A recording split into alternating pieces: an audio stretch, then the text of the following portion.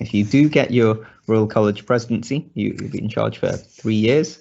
And what are the overarching plans? What is the future that you see at the end of those 3 years and beyond, in terms of leading the profession into what we want in the future, in terms of the practicalities, in terms of any sort of funding, in terms of any sort of training, in terms of any sort of usage of new methods, or any particular parts that you'd be interested in?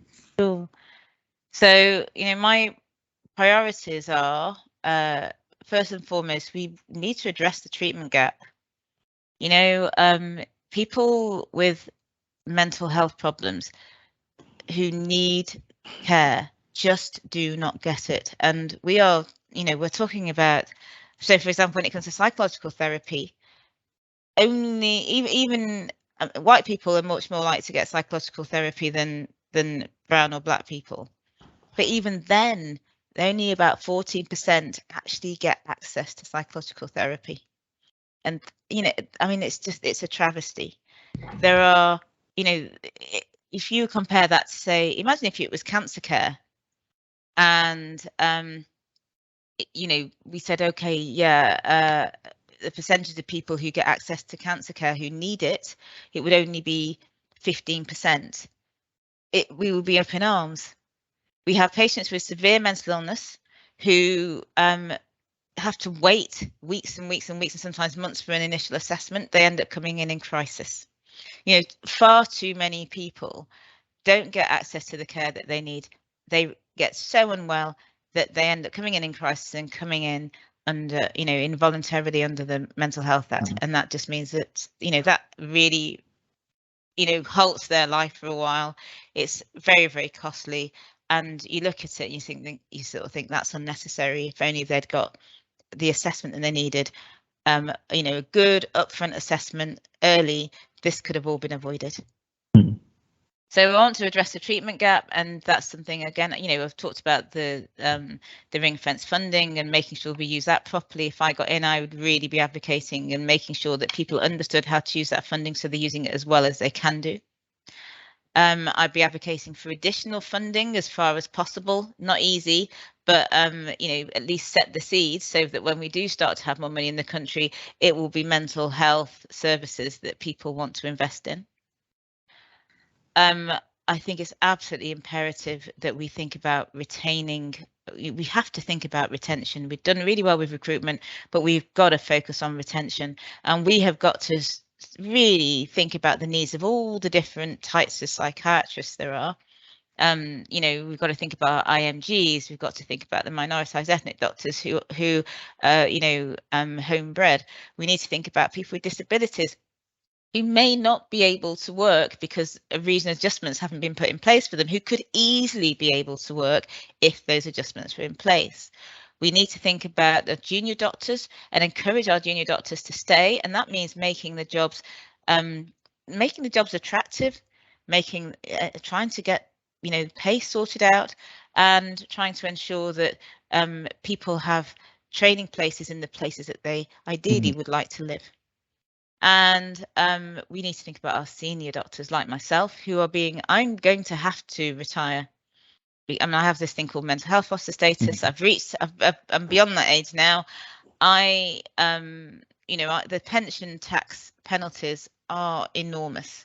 And I joke about I might have to sell my house, but actually I'm only half joking. I might well have to sell my house to try and afford to pay tax on a pension, on pension I've not even received.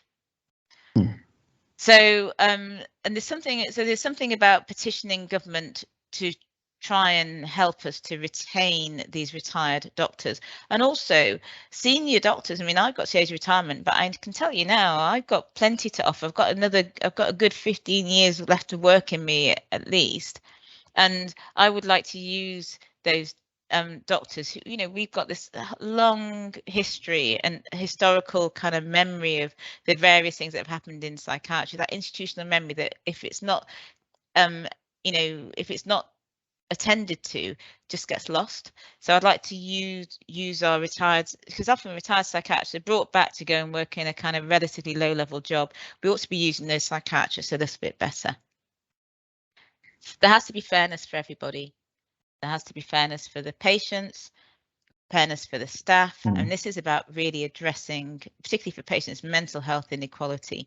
We know that inequality drives mental illness, and we know that when people are mentally ill, the experience they have, the access, the experience, and the outcomes they're completely different depending on who you are. That's not acceptable. So we need to address that, and we started doing some work on that already.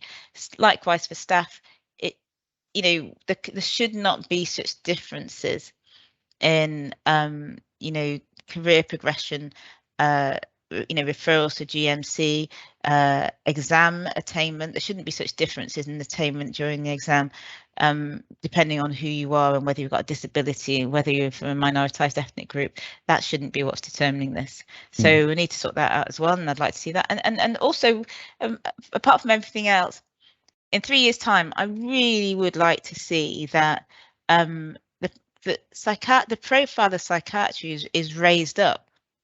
As it is, because of what's happened over the last few years, people are thinking about mental health and mental illness far more than they ever were before. And people are starting to recognise this is a really important thing we need to attend to. It means that psychiatrists are in a position where, because we are the ones who can educate people about mental illness. We can help people to really understand what it is, how you can manage it, how you can help people to get well. We can really help not only people's general health because their mental health will be better, but also, remember that most mental illnesses start in people who are young, and if you're unwell, you can't work, you can't function in the same way, you don't consolidate your relationships, you don't finish university or get a good job, etc., etc. We could help people be able to function better and achieve their potential, and that is good for society. It's also good for the economy. So I would like to see the whole profile of psychiatry raised, actually, so that when people say, what kind of doctor are you? You say, I'm a psychiatrist. Go, oh, wow, the best kind of doctor. That's what I would like to see. Absolutely. Fully in agreement with that. Thank you very much, both of you. I have learned so much, of course. And PJ, your insight, expertise, and clear passion for these issues really ignites that within juniors like myself. And thank you for bringing those issues to the table with Lade, who hopefully will be able to address these at the stage that they need to be addressed at, as president of Royal College of Psychiatrists, of course, if elected. And I think a lot of the listeners will also have a lot to learn from this as well.